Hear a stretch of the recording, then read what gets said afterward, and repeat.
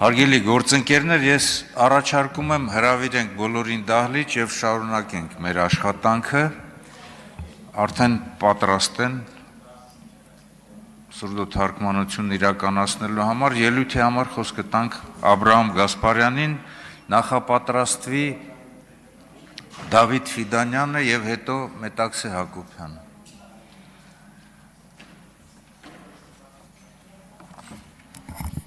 Շնորհակալություն։ Մինչև ելույթը սկսելը հարգարժան նախագահող ձեր թույլտվությամբ ուզում եմ փոխանցել Բագրատ Սրբազանի ջերմ ողջույնները բոլորին։ Վերջերս մի խումբ գաղափարակից ընկերների հետ այցելել էինք նրան, հետաքրքրվել նրա որպիսությամբ, առողջությամբ, ոգին շատ բարձր է, տրամադրությունը դեպի ազատ աշխարհ վերադառնալու եւ հայրենիքի ազատագրության դատը ազատության մեջ իրականացնելու առումով շատ բարձր տրամադրվածությամբ է։ Հարգարժան նախագահող, տիկնայք, պարոնայք, ընկերներ, գործընկերներ, սիրելի հեռուստադիտողներ, քննարկվող խնդիրն իր վերնագրով, բովանդակությամբ, հասցեատերերով եւ ազդեցությամբ ինքնին խնդրահարույց է գործող իշխանության համար։ Ոստիև բնական է, որ թե ներքին, թե արտաքին լսարանի համար գործող վարչախումբը հարցը տեղափոխելու է մանիպուլյացիաների դաշտ, որտեղ լողում է ազատ եւ անկաշկանդ։ Հարցի մեկնաբանության առումով կան անհավասար պայմաններ՝ մի կողմից հասարակության ընդվզող հատվածի, խորհրդարանական եւ նրանից դուրս գտնվող ընդդիմության,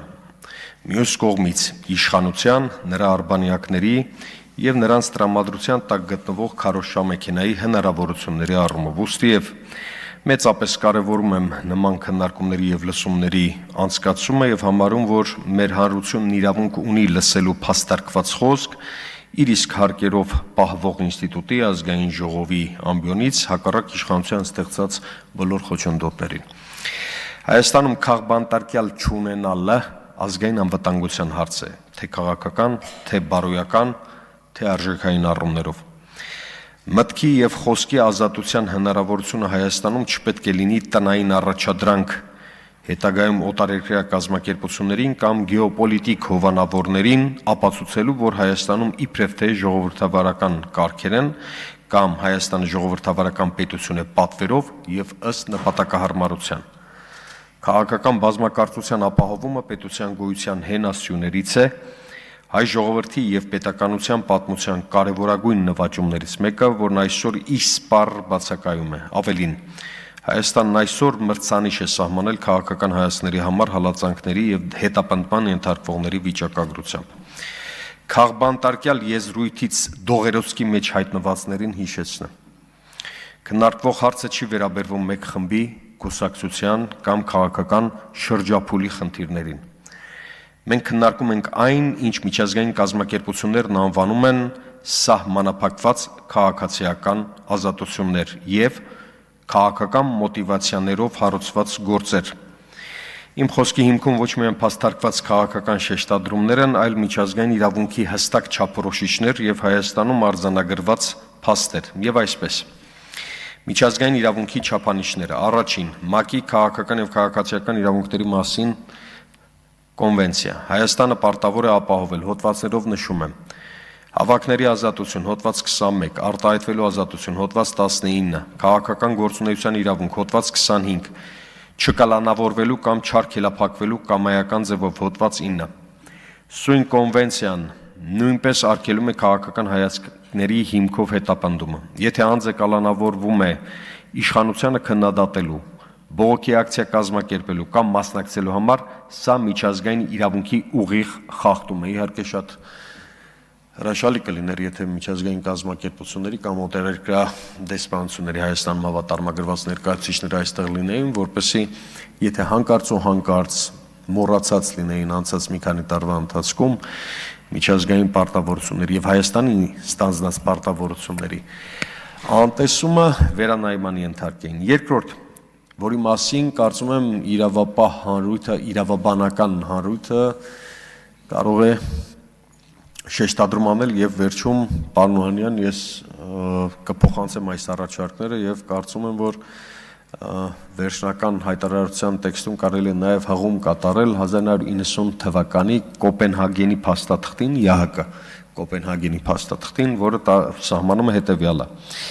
որ ԵՀԿ մասնակից պետությունները պարտավոր են երաշխավորել խաղաղ հավաքների ազատ իրականացումը, չկիրառել քրեական հետապնդում ընդդիմադիր գործունեության համար, բացառել ընտրովի արդարադատությունը։ Երրորդ Մարդու իրավունքների եվրոպական կոնվենցիա, հոդված 5-րդ ազատության եւ անձնական անձեռնմխելիության իրավունք, հոդված 10 արտահայտվելու ազատություն, հոդված 11 հավաքների եւ միավորումների ազատություն, հոդված 18 իրավունքների սահմանափակումների քաղաքական նպատակներով չարաշահման արգելք։ Այսինքն քաղաքական եւ իրավաբանական հարույթը ունի բավական խիտ նյութ այս ամբողջը ոչ միայն հայալեզու, նաև նույն Հայաստանում հավատարմագրված օտարերկրյա դեսպանություններին եւ կազմակերպություններին անգլալեզու կամ օտարալեզու տարբերակներով ներկայացնելու։ Միայն վերջին մի քանի տարում ընդդիմադիր գործիչների նկատմամբ կիրառվել է անհամաչափ կալանք, անհիմն երկարացված նախաքննություն, գործերի արհեստական քաշքշում, քրեական գործերի այսպես կոչված վերակենդանացում, հենց քաղաքական ակտիվության փուլերում։ Սա ինչ է, եթե ոչ ընտրովի արդարադատություն։ Քաղաքական նպատակներով սահմանափակումների կիրառումը ամենածանր մեղադրանքն է պետության հասցեին։ Իսկ եթե այդ գործելավոճը չի վերանում, ապա պետությունը կորցնում է միջազգային վստահելիությունը, վտանգում է ժողովրդավարական ինստիտուտները, ներքաղաքական կյանքում մեծացնում լարվածությունն ու հասարակական պառակտումը։ Իսկ հայ եկեղեցու դեմ հայտարարված արշավանքով խախտում ազգային ինքնության բաղադրիչների գործառնությունը, ավելի հստակ խարխլում մեր գոյութենական համակարգերի աշխատանքը։ Ես 1 րոպե հավելյալ կարող եմ խնդրել պարոն նախագահով։ Հեղեղուկ եւ սասանված լեգիտիմությամբ գոյատևող այս իշխանությունը նորորի ընդլայնում է քաղաքական ռեպրեսիաների ալիքը, սահմանափակում ընդդիմադիր գործունեությունը, ճնշում հանրային քննադատությունը, քաղաքական դաշտը ամբողջությամբ վերահսկելու նպատակով։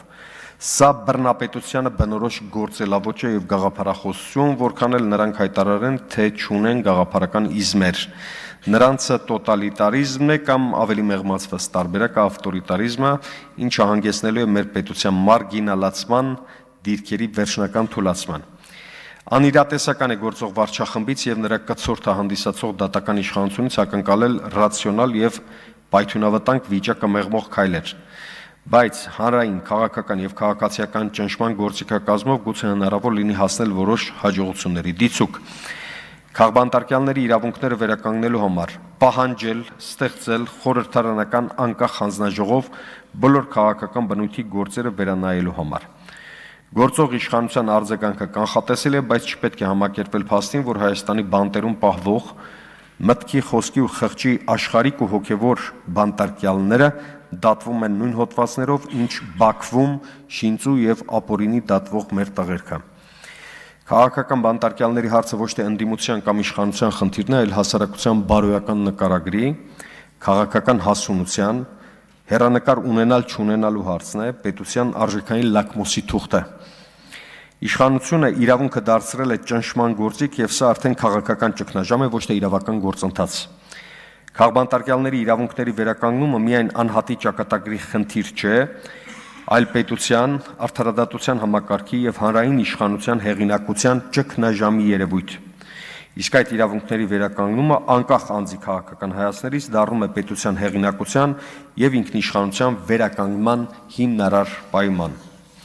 Եվ վերջում պետության հեղինակությունը գնահատվում է արդարադատությամբ, պետականամետ լինելու մասին տրակտատներ եւ հեքիաթներ պատմող իշխանությունը պիտի հիշի։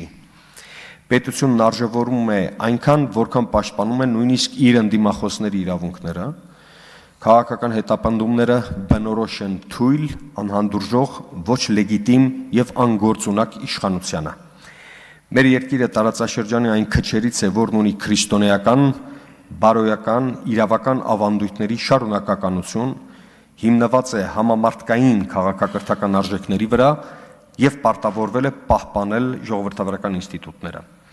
Քաղբանտարկյալների արկայությունը խաթարում է հենց այս քաղաքակրթական մոդելը, որովհետև այն ամբողջությամբ հեղինակազրկում է ինքնիշխանության կեղծ դեգերումների մեջ գտնվող վարչախմբին, թույլ է տալիս հակառակորդներին մատնանշել Հայաստանի անհամապատասխանությունը իր հռչակած արժեքներին, խաթարում է արտաքին քաղաքական դիրքավորումը որպես ժողովրդավարական եւ արժեքային պետություն։ Հայաստանի քաղաքակրթական առաքելությունը չի կարող համատեղվել քաղաքական հետապնդումների եղկելի ավանդույթի հետ, համենայն դեպս ոչ գործող իշխանության օրոք։ Դա ոչ միայն հակաարդարադատություն է, այլ նաև հակաանկախություն, ինչը չպետք է թույլ տանք թե որպես հասարակություն, թե որպես պետություն։ Շնորհակալություն եւ կներեք համբերություն չարաշահել։ Շնորհակալություն։ Ժամանակ։